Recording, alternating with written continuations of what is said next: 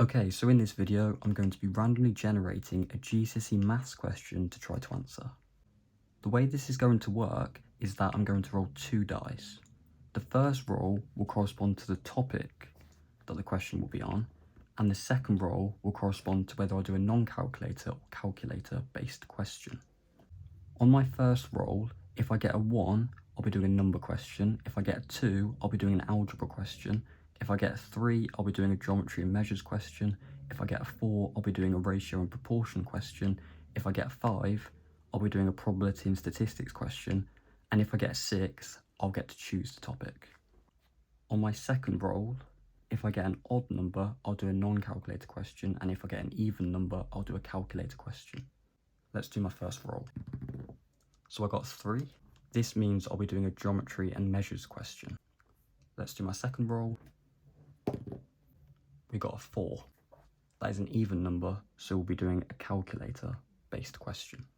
Let's generate the question. Okay, so there's actually 2 questions here, so do you know what, let's just do both. So the first question is, the volume of a cube is 729 millimeters cubed. Work out the total surface area of the cube. So we'll do that question first. Okay, so if the volume of a cube is 729 millimeter cubed, the volume is length times width times height, and because it's a cube, they're all the same length because each face is a square. So what we can do is we can do the cube root of 729. So if we type that in on a calculator, what do we get? So if we do the cube root of 729, how do you do cube root on this calculator? Oh, it's here. We get 9. So that means that the surface area, so side length, equals 9 centimeters. Because remember, it's a cube, so each side has the same length because it's 6 squared faces. So to work out the total surface area, we'll do the area of one of the faces, which would be 9 squared, which equals 81. And because a cube has 6 faces, we'll do 6 times 81, which equals 486 millimeters squared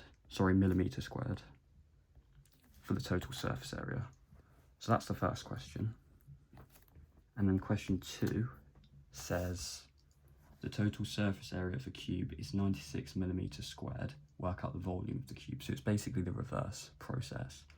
So if the surface area of a cube is 96 millimeters squared, well, there's 6 faces, so let's do 96 over 6, which equals 16 centimeters squared. So that means that each square has an area, each face of the cube has an area of 16 centimeters squared. This means that the side length is the square root of 16, which equals 4 centimeters. Therefore, the volume will just be side length times height times width. So we can just do 4 cubed, which equals 64. Sorry, this is meant to be millimeters. 64 millimeters cubed. Remember, because we're working out the volume here, it would be cubed units.